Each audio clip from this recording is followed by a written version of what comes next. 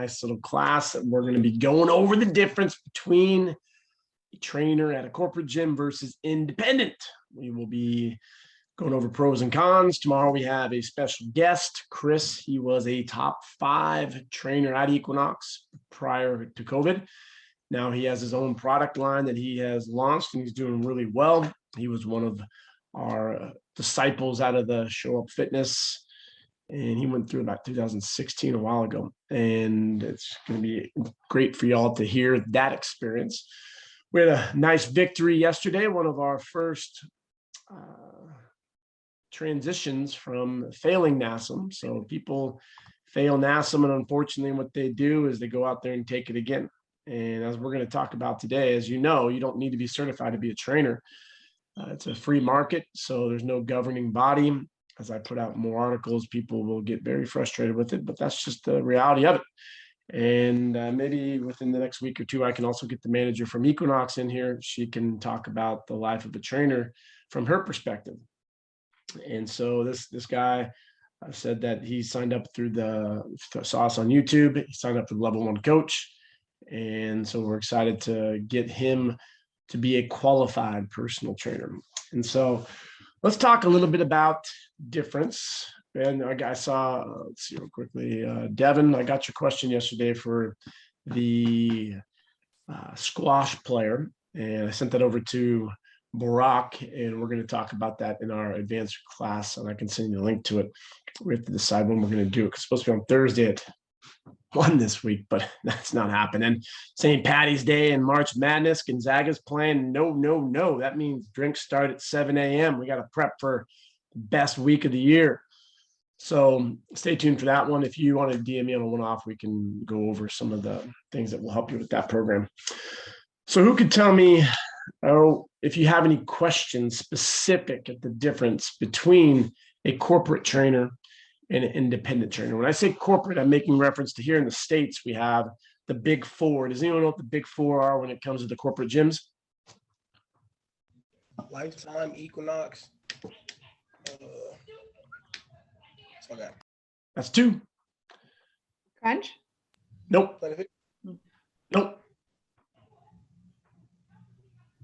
LA Fitness? Good. And 24 hours. Contrary to what you may think, which one out of those 4 generates the most revenue? Anyone? Probably. Was it the cheapest one, the $5 one? Good. That's going to be LA Fitness. And you may think that if you go to Equinox, which I do, I love Equinox. I'm a big believer in Equinox. Pretty much it's Equinox versus Lifetime at that upper end. Lifetime has over 150 gyms. Equinox has 106. Equinox is competing with them into the lifestyle space. And so they want you to show up to their gym, work at their gym, not as a trainer, but you work in their like WeWork space.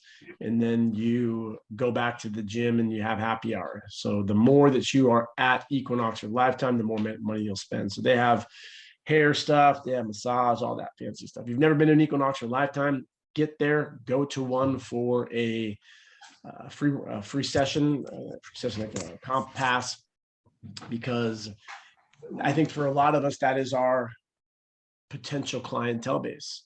Now, there's nothing against LA Fitness or 24.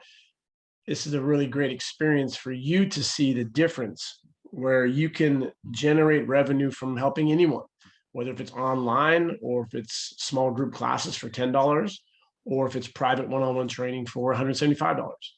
You have to find who you enjoy working with. And in my experience, and don't let my experience Show Up Fitness judge or cloud your judgment, I like working with people who can afford training, because it's a lot easier to help them get the results with a set schedule where they can afford $2,000 to $3,000 per month in training, whereas someone who is maybe penny pinching over an extra $50, an extra $100. It does not mean that you can't help people that are on different ends of the spectrum. Obviously, I've just in my 16 plus years, that's The headaches come with the clients who are not showing up.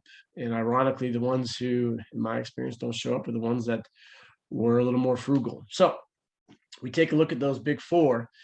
And if you want to work at one of them, you need to have a resume.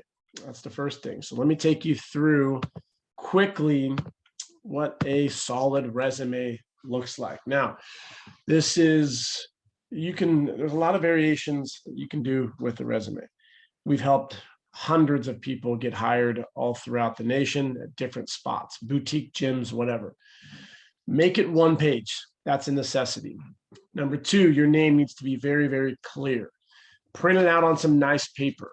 Our level one coach here has some nice, pretty paper. Don't just do it on your printer paper at home. Address what your objective is. To obtain a position within the fitness industry where I can utilize my diverse background in movement and nutrition sciences to help people move and feel better. I want to be part of a community that encourages continued education and further my career within an entrepreneurial opportunity. So, who could tell me what entrepreneurial means? What did you say? Entrepreneurial.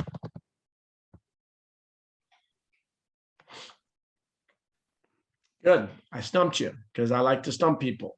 And a lot of managers may not know what that means. So who could tell me what an entrepreneurial is? Everyone has it in their freaking Instagram bio. I'm an entrepreneur. What is it? Someone who works for themselves and creates their own business and means I like that last part that you said. I think that an entrepreneur is someone who has skin in the game. That means, no offense, but if you have an online business and you're not paying rent, or if you don't have a overhead for trainers, you're not an entrepreneur. An entrepreneur is someone who has a gym and their overhead is $15,000 a month, and you have to front that. Otherwise, you are going to go under. Entrepreneur is someone who can thrive within that environment of a company. So, for example, you want to work for Show Up Fitness and you want to become an instructor. So you go through the process, you become a level 2 coach, and you take it on yourself to bring on 300 interns.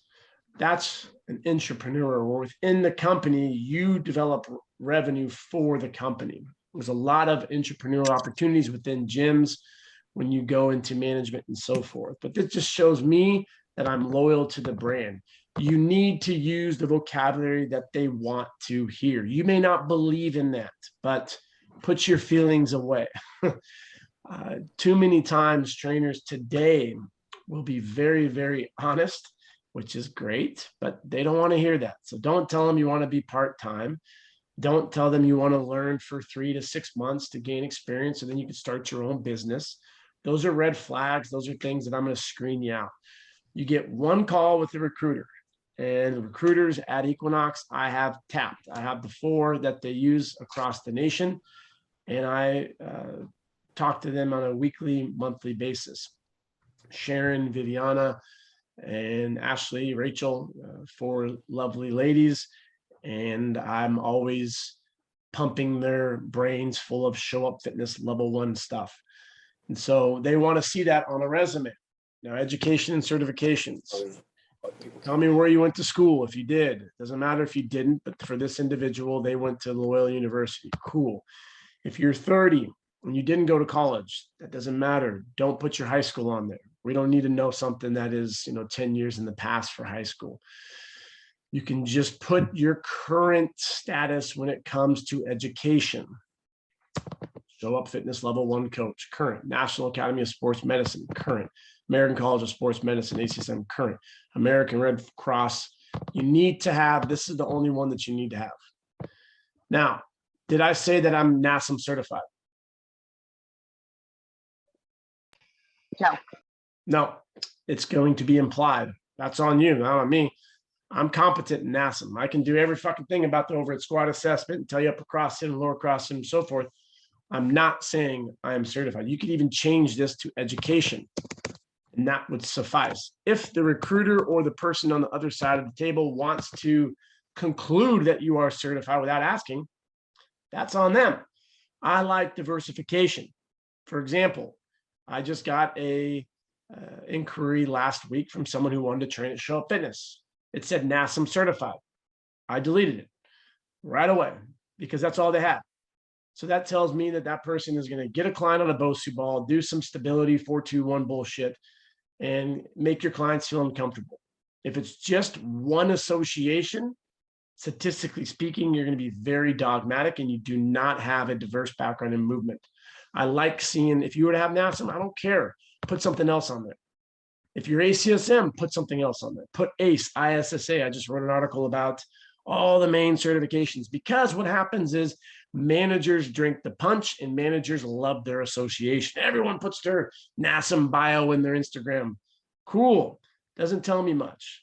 So you have to think of the person on the other side of the table. For example, if you like sports, I'm a big Gonzaga fan. Anyone watch college basketball? Mariah, you do? Okay, so in the WCC, actually, we'll make it easy for those that don't know basketball.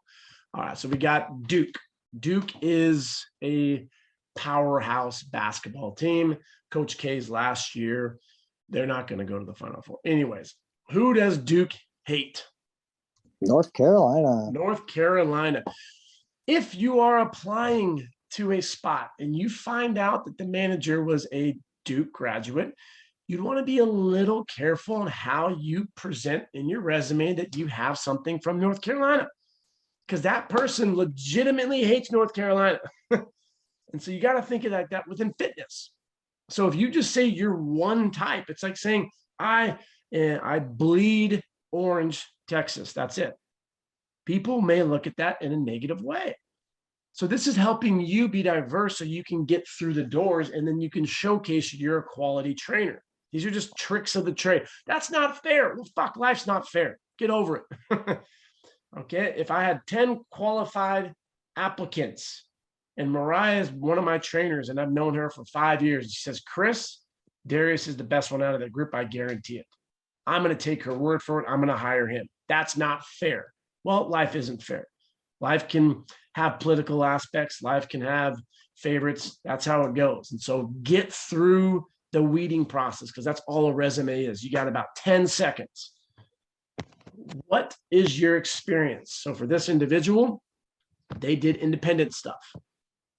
This is a amalgamation, conglomeration of different resumes that I've helped conduct in the past. This will get you through any door, I guarantee it. Independent training, where, when, if it's less than 6 months, don't put it in there. People don't, they're just going to ask questions. Why were you a trainer for 3 months somewhere? What did you do? Here's how you can diversify yourself. Implemented NSCA's needs analysis to assess clients' goals and risks to design client-specific fitness plans to help them achieve their goals. That shows me that you are competent with NSCA. Cool, I like that. I might even ask you, what is NSCA? National Strength and Conditioning Association. If you put something on here, you got to know what it is. Needs analysis is looking at the 4 aspects for athletes. You're going to look at the bioenergetics. You're going to look at muscles used, muscle actions, and common injuries. I take this approach personally at Show Up Fitness. Anyone that comes in, we do a needs analysis. We look at what are your goals? Do you have any injuries? And what are the muscles that you're trying to work? That's it. Oversaw small group classes. So if it's in the past, you got to use past tense.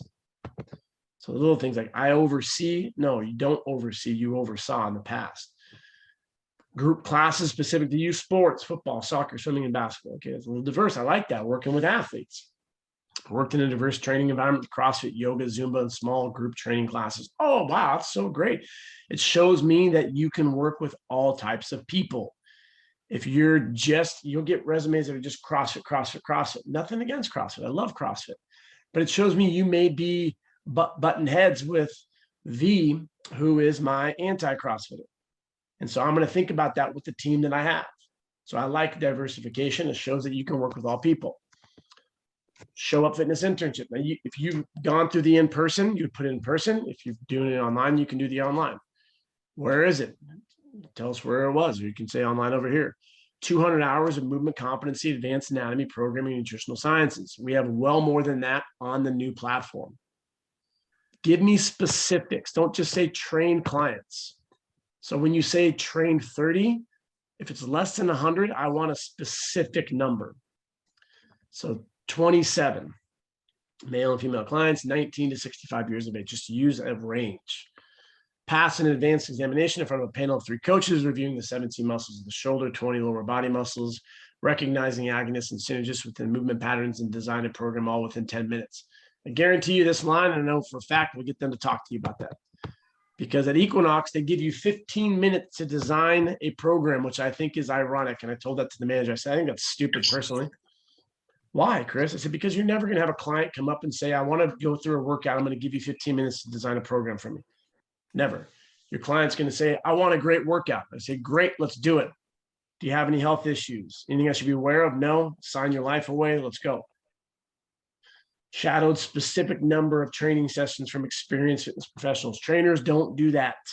It blows my mind. If you want to become, talked about that in the seminar in LA this weekend. If you want to become a great pizza chef, what are you going to do? You're going to try all the pizza in the world from the most successful companies like Domino's. You can make fun of it and say it's shitty pizza, but they're a multi-million-dollar company. What systems do they have in play that work well? Let's go to the high-end stuff. You're going to diversify yourself. That's a really important word when it comes to training. You want to make sure you're testing all aspects of it. Perform movement screens via FMS, NASM, Craig Lebenson Magnificent 7, Strong First Kettlebell. Put all this on there. That's okay if you haven't done it. Okay, so who has never done FMS? Me. Okay, so I'm going to show you how smart we can be. We're going to go to, what is the FMS? We're going to go to images. Functional movement screen. It was originated by Gray Cook and Lee Burton. Here are your 7 tests. You're going to squat with the bar over your head. You're going to step in line with 1 foot. You're going to lunge with the bar behind you. You're going to reach, do a leg raise. You're going to do a push-up. Notice how his hands are above his head. Your thumbs want to go through your ears because this is a core test, not necessarily a pushing test. And then rotary stability. You will get a score from 0, which means you're in pain and you cannot move through that pattern. 1 means you suck at it. 2 means you're okay. 3 means you pass. You will get a score. Equinox requires this. You will be taught how to do it. So even if you've never done it, you can look at this and you could type in, ready? We have it blows my mind how we have the technology today, but we're so lazy with using it. Oh my God, who's this? This is Gray Cook. Let's listen to this about Gray. This is actually, I was at this talk. This is in Stanford, and he does this talk with low back, Dr. McGill. Awesome experience. Click on this and see what it looks like. Click on this one, see what it looks like. Watch an hour of the movement screens to learn more about it. Craig Lebenson, his Magnificent 7. If you're not familiar with that, do the same thing. He has specific things that he does. He is a LA sports and spine chiropractor, and he's one of the best in the game. So what I'm doing here is I'm basically name dropping politely. If you like the FMS, great, we can relate. If you love NASM, oh my God, we're going to bounce on the BOSU ball and give each other a hug. If you like Lebenson, if you don't know who he is, I'm going to show you how diverse I am. He's one of the top LA spine gurus out of LA. I've consulted with him before. Even if you haven't consulted with him, you wouldn't say that, obviously, but you can look up and you can watch some of his videos. And Strong First Kettlebell. Assessed. This should not be assessed. This should be, make sure you spell everything. I was in this morning. So assessed. Assessed clients utilizing ACSM CAD risk stratification. What does ACSM stand for? American College of Sports Medicine. Nice. What does CAD stand for? Coronary artery disease. Good. If you put an acronym on your resume, you better freaking know what it means. If you don't know what the Magnificent 7 are, don't just put it on here. So I'm not saying lie on your resume. No, not at all. You have gone through the internship. If you're going through the internship, we have numerous videos on the assessment with ACSM. Watch it, learn, and then you'll be competent. We have an FMS review with an Equinox trainer. Watch it. Now you can put it on your resume. Don't do the NASM overhead squat analysis. That's my only thing on that one. But you can be competent in it. All right, now you're going to have some. What else have you done? For 3 years, I performed and reviewed audits, participated in assessments, working closely with senior associates. What this tells me is that you worked well with people. I want to hear that. If you've worked in sales, I want to see something like cross-selling. Cross-selling products would be you come to Show Up Fitness and you go online and you enroll in the level 1. I say, awesome. Have you looked into our nutritional coach that we just started offering? Oh my God, I'm not. Well, we're going to be offering that in the summer here soon. We're going to have a registered dietitian that's going to be doing the same thing. That would be cross-selling to get you into something else outside of training. So if you were to go to Crunch, you would need to sell your clients a package, and you also need to sell them supplements. They want to see that. If you don't want to cross-sell, don't go to one of those spots. Tell me some of your interests. May talk about this. He was on the student was on the American Ninja Warrior season 10. That's badass. I love that. You're bilingual. What languages? You like to lift heavy shit. I would urge vocabulary that is vulgar. Use it with caution. This can make someone laugh today. It cannot. It's up to you how you present that. Calisthenics, cool. Football, piano. I like it. References available upon request. Do not put references on there. You don't need to. If you want to, you can, but you don't need to. The things where I will throw this away immediately, and I get resumes all the time, and I was a manager at a gym in the greater San Francisco Bay Area. I would go through these, and I had a screen. So I could type in my software that I had at this gym, and this always pisses NASM trainers off, but I thought it was funny. So I would do fine, and I'll put NASM. And then I can push search and delete. So any applicant that I got that had NASM, it would just delete the resume. But what I'd also have in there is I'd have another one. I'd have NSCA. So essentially, I would say I want NSCA. I don't want NASM. And so if you have both of those in your resume, it would show up. Because I've done YouTubes on this before, and people will lose their shit. I can't believe you're not giving people a chance. No, it's when you've interviewed so many people, and if you have 100 trainers, you're going to start gathering data. And that's what I talk about in my book when I've interviewed the highest managers at Equinox, Lifetime, Crunch, 24. That's how you gather data.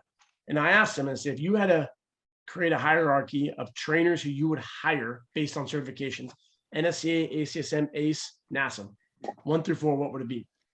Every single one of these managers had ACSM or NSCA as one, and then they had ACE, and then they had NASM at the end. And I think a lot of it has to do with the fact that NASM is so specific, and this is the only way to do things. They scare you around movement.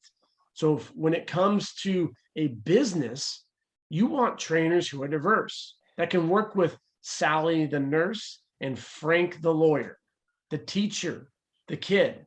And if you're just in this area of thinking, it's going to be really hard for you to succeed.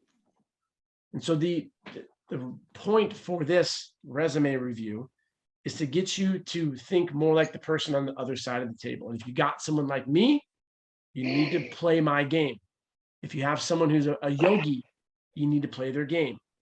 So that's how you're going to get into that next interview. And that next interview is going to be some sort of